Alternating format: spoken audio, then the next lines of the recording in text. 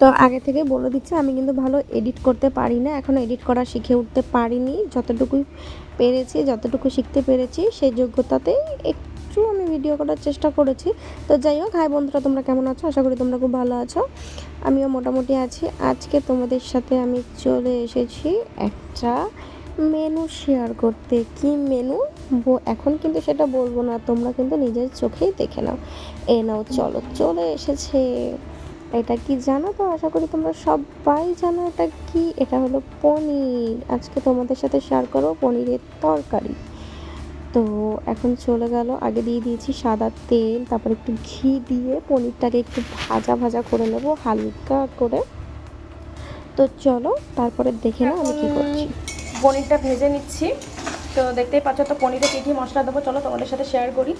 এখানে কাজু বাটা আছে, এখানে পোস্ত মগজদানা বাটা আছে, এখানে আদা জিরে লঙ্কা আছে, আর হলুদ দেওয়া আছে, আর ফোড়নে দেবো সাদা জিরে, গোটা গরম মশলা, তেজপাতা আর একটা শুকনো লঙ্কা। তার সঙ্গে যাবে হলো টমেটো আর আলু। তো আছে, বাঙালি মানেই আলু, আলু ছাড়া কিছু চলে না। নামানোর আগে তাই গরম মশলা দেবো। আর চলো আমি এখন পনিরটা নামিয়ে নিই। পনিরটা অলরেডি ভাজা হয়ে গেছে, তো তোমাদের সাথে আমি শেয়ার করছি কীভাবে আমি পনিরটা রান্না করছি। তো চলো পনিরটা নামিয়ে তোমাদের সাথে শেয়ার করছি যে কী করবো। তারপরে আমার নামানো হয়ে গেছে, এবার এখন সাদা জিরে দিয়ে দিচ্ছি, আর যেই গোটা গরম মশলাগুলো নিয়েছি সেগুলো দিয়ে দেবো। তো একটু ভাজা ভাজা হলে একটু নাড়িয়ে চাড়িয়ে নেব। তো এরপর চলে যাচ্ছে সেই আলুটা এখন ভাজা ভাজা করে নেবো হালকা করে। তো দেখতেই পাচ্ছ, তো আলুটা এখন ভেজে নেব। তো আলুটা ভাজা হচ্ছে, আলুটা ভাজা হতে হতে তো তোমাদের সঙ্গে আবার দেখা হচ্ছে।